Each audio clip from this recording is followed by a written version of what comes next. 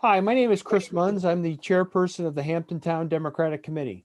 I'm here today with the 5 candidates for New Hampshire State Representative uh, running to represent Hampton for a discussion about some of the important issues facing our state and community.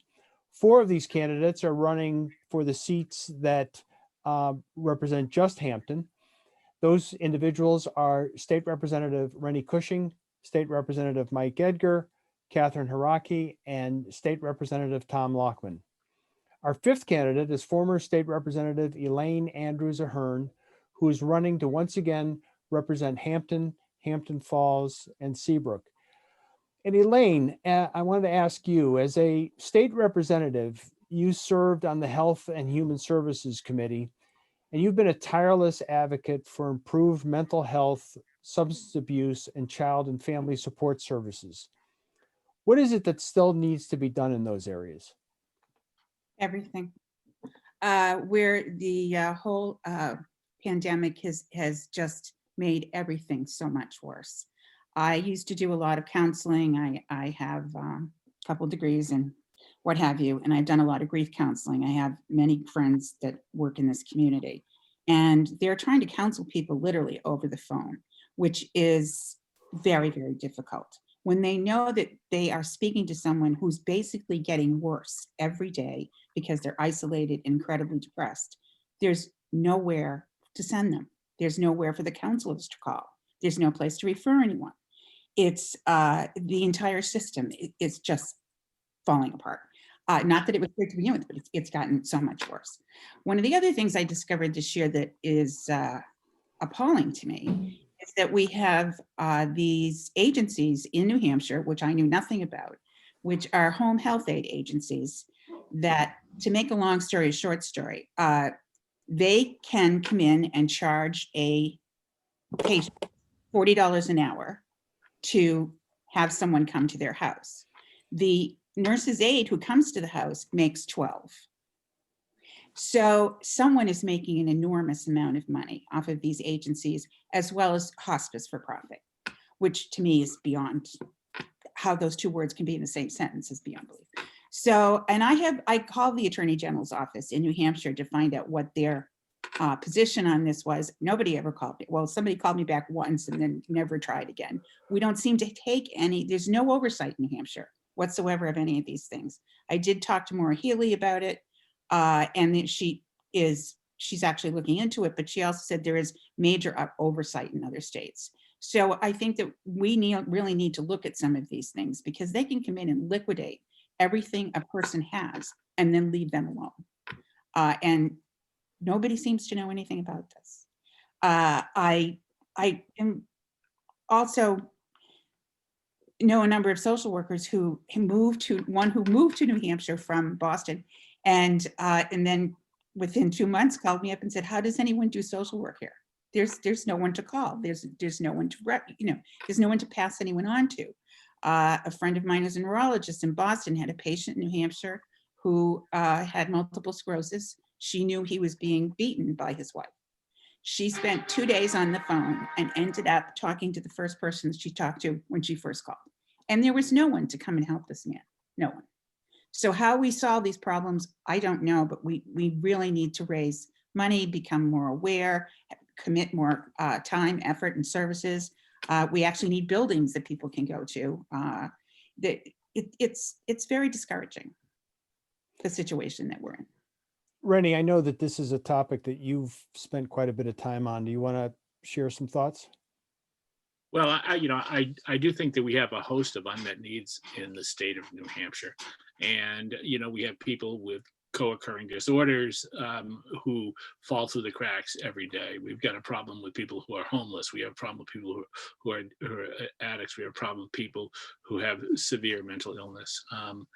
Part of it, a large amount of it is capacity. I alluded to the fact, I'd spent time trying to stop the criminalization of people with mental illness, to close down to end the practice where we send people who've never committed a crime to the state prison to treat them in an incarcerated setting rather than therapeutic setting.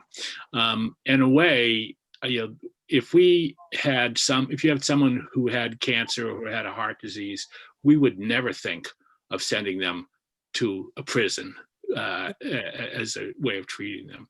And yet we don't recognize behavioral health. We don't recognize mental health as a form of disease that it is. And we are too quick to discard the fact that the largest provider of mental health services in the state of New Hampshire is the Department of Corrections is, to me, scandalous. And it's not that the Department of Corrections asked to be the largest provider.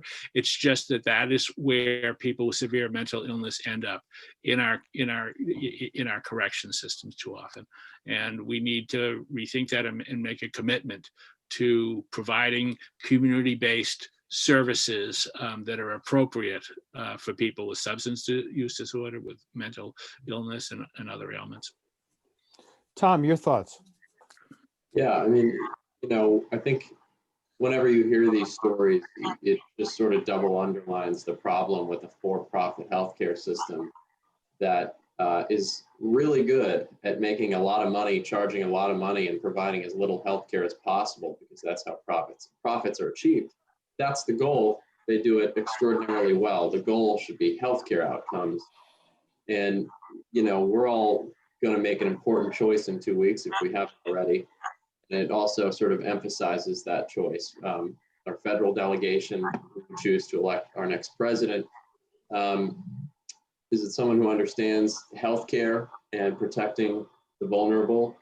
Or is it a president who is going to continue to try to pursue eliminating the Affordable Care Act and the protections it provides through the Supreme Court, which very well can happen in the very near future? So there's some really important choices on the horizon. It is possible that regardless of who we elect president, that the Supreme Court this very conservative, ultra-conservative Supreme Court could strike down the Affordable Care Act. And if it does, it's more important than ever that you have a state legislature that values healthcare and protections. And that, folks, is going to be your Democratic state senator and your Democratic state legislators. We're there for that. And so that's the backstop to providing some of the protections that we're going to need if that happens. And it is, really important that folks like Elaine and the rest of us continue to shed light on these real human stories that are happening all around us, because there are folks who are, fortunately for them, totally unaware of the tragedies around them through this really broken system. And also wanted to shout out, just want to underline how important it is. There's so many topics and political subjects, how important it is to have subject matter expertise in healthcare when crafting healthcare related policy. And it's really good for us that we have a state senator who's a doctor and is just an absolute whiz on the details. And if we lose that, especially in the next year or two ahead, we're in trouble. So please support Senator Tom Sherman and his reelection bid. So Katherine, these are some of the issues that you're going to have to deal with as a legislator. What are your thoughts on this? I think that Republicans are way ahead of us on the game. And what I mean by that is what Tom said. We have been relying as Democrats a long time on DC to set the standard for us. And unfortunately, we are very vulnerable if we cannot rely on the Supreme Court and how it's interpreted there. We're going to have to decide in New Hampshire about women's rights, about whether someone with mental illness goes to a prison or to a hospital, how we take care of each other. This has to be grassroots, local. So I think in addition to talking about rights, what Elaine reminds me of is there's also right and wrong. And Elaine, I think you really give me the sense of somebody who understands right and wrong very well.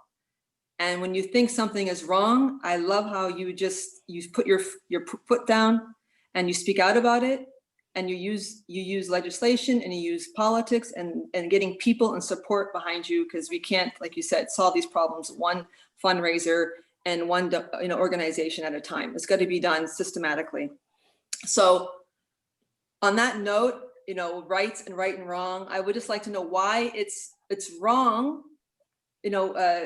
Republicans talk about taxation and how wrong it is, yet how come they don't talk about 14 and 18% interest charges on late fees if you can't pay your property tax on time? So let's talk about right and wrong and let's discuss it. And then maybe we can come to some agreements and make changes. Okay. Mike, you get the final word on this. Oh, well, thank you.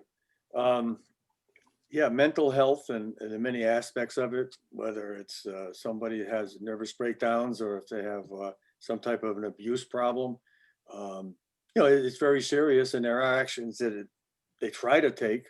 I think we got to see how the success is going.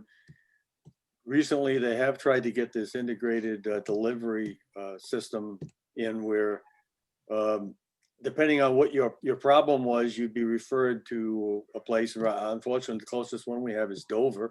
There's several of them throughout the state.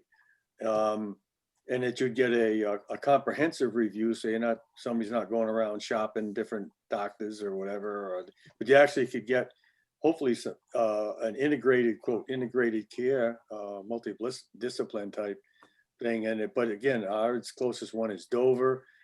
I know Senator Sherman has been pushing issues such as to get something set up in Seabrook, and I know there's something going on with that now. I don't know just what how far along it is, but as Tom Loughman mentioned, having the senator there working on these issues is a real, real benefit to us. Actually, have somebody really working on it and has knowledge of it. Some of the opioid problems, especially what we have with a lot of the people that are incarcerated, have these kind of problems and have generated, difficulties because of it, whether it's to get money to take care of their problem or what. But there are other parts of the state that have put in programs that are seemingly helping and along those issues to actually try to get people that are addicted help. And right now there is some discussions about having something like that in Rockingham County, because we went up, a group of us from Rockingham, and looked at what Belmont has and their program, which seems to help people and keep them in for more like 90 days than just releasing them quick. So they can actually hopefully go back and have the same problem again right away, or maybe not at all. Is something that is being looked into. It's going to take money. It's going to take a building to do it.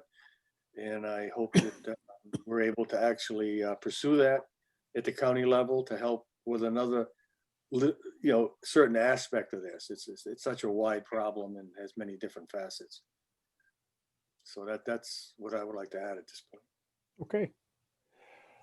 All right. Well, thank you all. Thank you.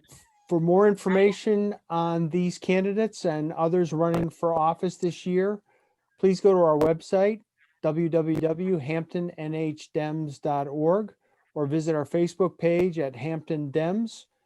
Stay safe, and don't forget to vote on November 3rd. Thank you, And we everyone. really appreciate your vote for this ticket. Absolutely. Thank you. Thank you.